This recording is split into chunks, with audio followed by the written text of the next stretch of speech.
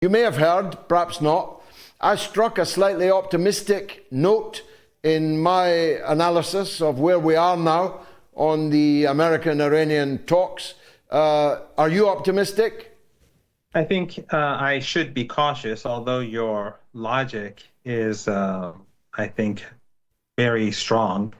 But the problem, of course, is that the United States is not the political order in the United States is not the most logical or reasonable, and the Israeli regime is a genocidal regime. So it's really hard to say.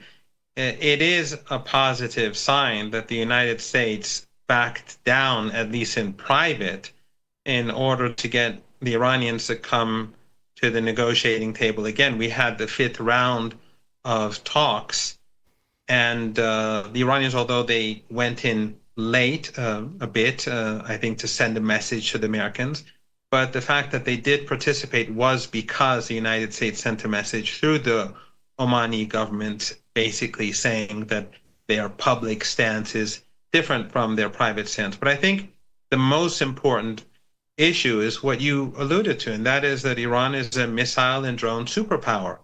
And I think the Russians will attest to that.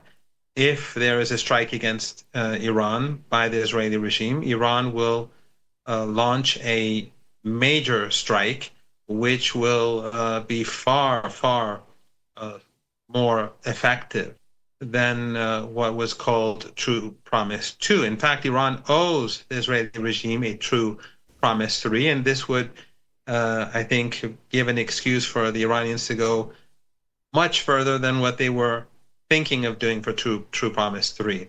So it would be a foolish move by the Israeli regime.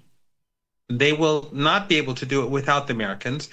Last time when the regime attacked Iran, and it wasn't a very effective attack, but they used the United States supported them by using their bases in Turkey, in Qatar, in the Emirates, in Bahrain, their radar installations.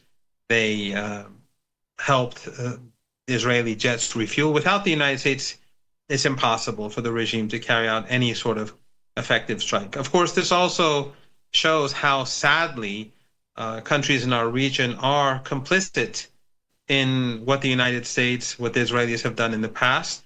Whenever the Iranians struck the Israeli regime, these same radar installations in Turkey and in the Persian Gulf region were used to help Israel, the Israeli regime.